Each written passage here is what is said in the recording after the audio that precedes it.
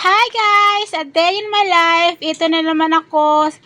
Ginagawa ko na naman yung gawain ko araw-araw. Ayan, nagtatanggal pala ng pillowcase at saka yung garterize. Kasi po, kaka-out lang ng guys ngayong araw.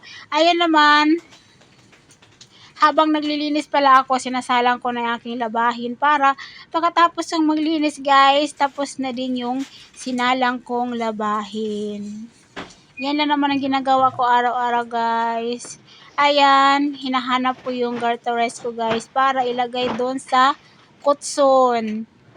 Kasi papalitan yun kanina eh. Ayan guys, nagro-roll na naman ako ngayon. Kahit bagong palit yung garterize guys, meron pa rin yung buhok-buhok. Kaya kailangan nating mag-roll guys. Ayan, kinuha ko na naman yung flat sheet na isa para design kasi para gagamitin niya ng guest din guys pag natutulog sila dyan sa katre. Tapos hila-hila din ang bed kasi hindi ko nga maisingit dun sa gilid yung natitirang sa flat sheet para mapantay yung flat sheet guys. Pasensya na kayo guys kasi hindi ako masyadong marunong mag-Tagalog.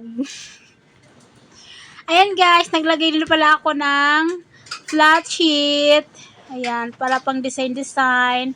Kaya ayun, ito na naman ngayon, nag-spray.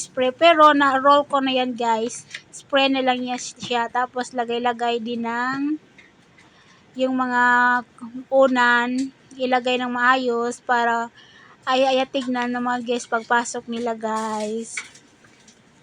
Yan lang naman ang ginagawa ko guys araw-araw dito sa aking trabaho sa paglilinis ng kondo.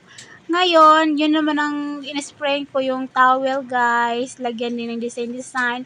Ang design ko lang pala yan, ang ginagawa kong design, bulaklak. At least naman pagpasok ng mga guests, diba, nakaayang tignan yung bed. Kahit simple lang yung unit guys, at least nagandahan sila, diba? Ayan guys, ginawa ko na siyang flowers.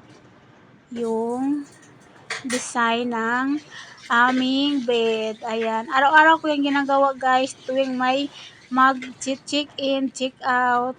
Ayan. Kung gusto niyo nga pala mag-staycation guys, just PM me lang. PM me lang ako. Dito lang sa Sun and Moon Air Residence, Makati. Dito lang po kami sa, malapit po kami sa RCBC. Makati. Ayan guys, yan na yung resulta guys nung tapos na akong naglinis. Ayan. O diba, ang ganda ng unit.